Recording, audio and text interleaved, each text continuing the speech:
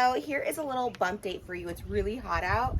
The crows are just like crazy right now, so we're gonna just try and get through this. But I actually have a lot to say about this bump date. I am 25 weeks and 5 days today, so I'm like really close to 26 weeks. I know I should just do this like on the 26th week, but this is where we're at. So I'm 25 weeks and 5 days, and yeah, a lot has happened this past week. So at the 25 week mark, I was due for, first of all, bump.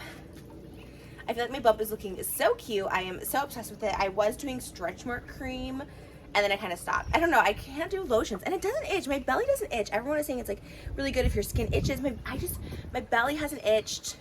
Honestly, if stretch marks come, they come. I guess the lotion's more just like hydrating, which I do sometimes, and it's so windy. I don't even know if I put this up right. So yeah. So I've been doing, or not been doing stretch marks so much, and it's like fine. I think my belly's fine. I have some dry spots from, I put some like tanning lotion. I think it's like Jergens tanning lotion after, but my arms got really tan because I was like in the pool. That's not a bump date. Okay, bump date. So I was scheduled for my gestational diabetes test, which is like glucose testing, and you get it from 24 weeks to 26 weeks. So I was scheduled for that, and it's so windy. And it's basically like you have to fast that morning. You can't even have like water. The one I got, you can't have water, nothing. My appointment, I was so stupid, I should have scheduled it earlier, was at 10 a.m., which doesn't sound that bad of fasting, although I get so hungry in the morning. That's one thing since being pregnant. I like have to have breakfast like right when I wake up. I'm like starving. Usually because I have like a small dinner. So it was so hard not to eat that morning and also not drink water because I'm like always thirsty. As I said, my belly doesn't itch, I'm itching. So yeah, and then, okay, 10 a.m. doesn't sound that bad. You get there, you have to like drink this really sugary drink. I had the choice between orange and lime. I had read on the line that the orange was the better, so I was gonna go with the orange. And it's big, like it's like the size of a Gatorade. Like I thought it was gonna be like a little cup or a little thing. No, it's big. You drink that drink, it's like super sugary. Mind you, you're not on food, you haven't had food or water or anything, so you're just like, whoa. And then you have to come back in an hour, like exactly an hour. They set a timer, exactly an hour. You go to like a blood lab, and then they take your blood after you drink this drink. So I did that. I was scheduled for that. Obviously, they do your whole blood work, so you kind of get a whole panel. When I go to my OBGYN monthly, you know, I do the normal testing, which is like protein, and they do your glucose levels there, but it's a little bit different. So this one, they kind of did a full blood panel again. I had a blood panel done once before. This was like my second full blood panel. And then my specialist, the ultrasound doctor, who's different than my OBGYN, who I usually used to go first, second, third trimester, but we go a little more frequently because I had COVID and all that other stuff. They did the Downs test early on, like 12 weeks, and then, or just the genetic, like to see if there's any extra genetic chromosomes with the baby and stuff like that. And then the spina bifida test was like 20 weeks or something like that. So yeah. Those both came back low risk, which is, you know, always good. And so this was like the kind of final third test. And I passed. It was actually really, really great. I passed with flying colors. She called from my doctor's office and said that it was really good news that my glucose levels were, I was like 103 or 104 maybe, and you have to be under 130. So my glucose levels were really, really good. Once again, I've repeated this like in vlogs and stuff like that, just because I see this misconception everywhere that if you're bigger, or because I eat pastas or something like that, like my sugar intakes are high. One, you can't tell people's like glucose levels or the way their body breaks down sugar based on their body. Like it's so crazy. And so many people on those vlogs where I talk about it have been like, yeah, I'm like completely healthy, like I'm vegan, I run, I do all this stuff like that, and I still got it. I really think it's like just a genetic thing, just like, you know, all the other tests you take. There's nothing like wrong with you or the baby. There's just, it's just how it rolls. And each test I've gone into, I've like thought of that. I think I put this up wrong. I think this needed to be higher. I'm like, this is really wobbly. I just needed some shade, y'all. You know, it like I self-admittedly not the healthiest eater. I mean, obviously I try and be active and stuff, but I'm just not in like the greatest shape. But since I found out I was pregnant, I have been, you know, eating at least one meal or, you know, one meal and a couple snacks a day that are nutritious, that actually have nutritional value, you know, like calcium and, you know, all the greens and all that stuff like that. Salmon and all, you know, and the prenatals. All right. The one thing that came back, but it's really, really, like, it's common, I guess. And by the way, if you do get gestational diabetes, because I was like researching it a lot because everyone was putting this fear in me online, which is I was so over it. I was like, oh my gosh. But you know, like you do a second testing where it's like a 3-hour test. And then if you don't do that, then you go to a specialist. And sometimes you don't have to do anything but monitor your sugar level. Sometimes you change your diet. Sometimes you do the insulin. Like, and people have normal, healthy pregnancies, normal, healthy babies. Or I just should say healthy. There's no such thing as like a normal, but just like healthy pregnancies and deliveries. And then it's gone after. So people were just like really, you know, just trolls. And, you know, again, I don't read this anymore because of that, because it was really getting in my head. And I was just like, oh my gosh. It's just like, you don't want to be that way while you're pregnant. But if you do get that, or if, you know, a test comes back, you know, higher risk, you know, there's always like options, like doctors and medicine. Everything is so advanced now. So it's like I was never like worried, I guess you could say, until this one. And then like I was reading a lot about it. But the one thing that came back a little low were my iron levels, which a lot of people think it's super common. My doctor said the same thing. And basically the prenatals, I had the little gummy prenatals that I showed in my May favorites. They were the Nature Made gummies. They have no iron or B12 in them. So my iron levels were really, really low. Oh my gosh, our neighbor, really, just so extra. Hold on, I think it's gonna pass. Okay, maybe it's on. My iron levels were low. I really don't crave like meat that much, like red meat and stuff. I was at the beginning, but like, so basically they just recommended that I do 30 milligrams of iron vitamins 5 days a week. The side effects of that, you could get constipated, or the opposite, where you're just like diarrhea. So far, so good. I've had a healthy flow, a healthy regulation there. But I was expecting to be like backed up and stuff, but like all that's been good. So I did start taking my iron this week. They said the baby's totally fine. The baby takes, you know, basically all that it needs. But for me to take the iron supplements, for that one, I said at my vlog, I don't have it memorized what those levels were, but it was like, it needed to be like 11.7 and I was like 10.4. I don't know, something like that. So I was a little bit below on that one. My energy levels have been really, really great actually, because when they call, they're like, oh, if you feel like your energy's been low, it might be because, you know, the iron deficiency.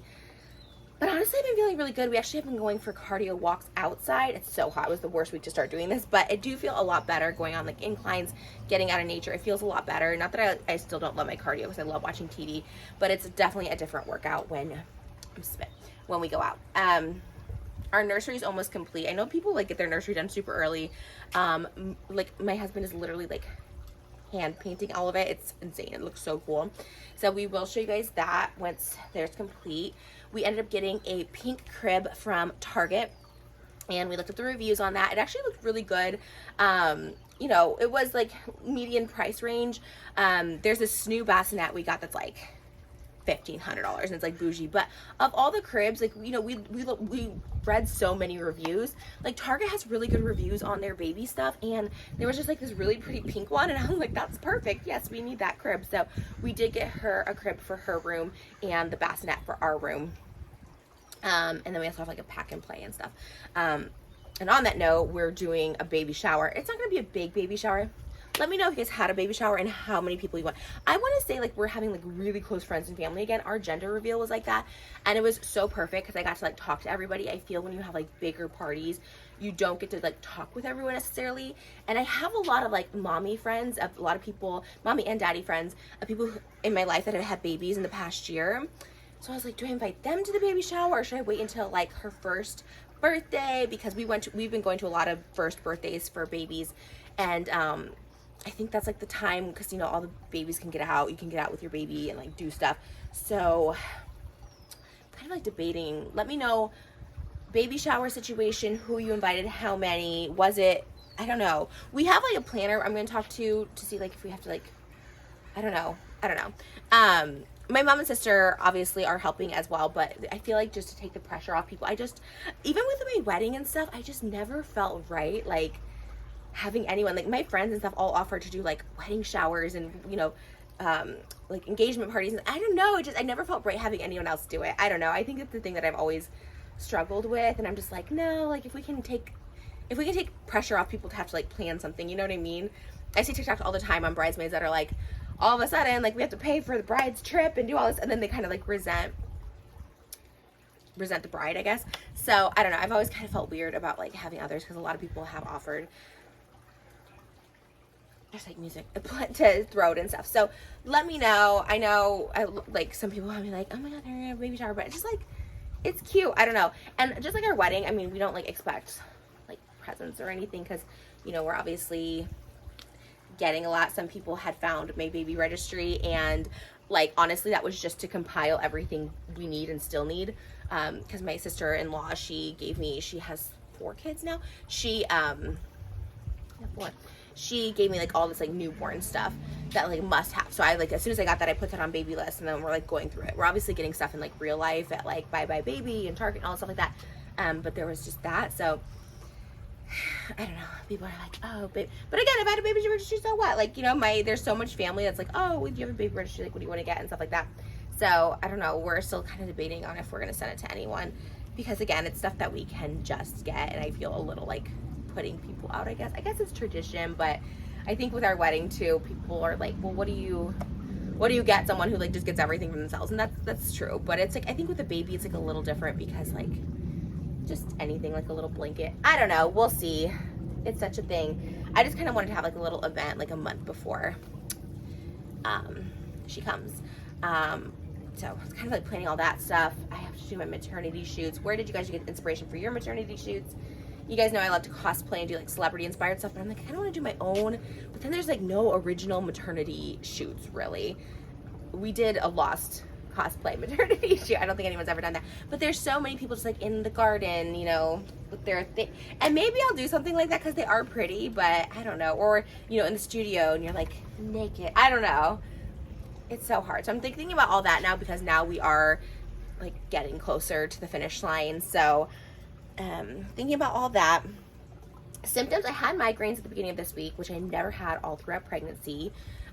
So I did have migraines. My like swollenness, it's not that it's gone down, it just doesn't hurt as much. I just like, my feet used to be like cement blocks like last week, and my hip flexors and stuff were like really bad last week. This week they kind of subsided.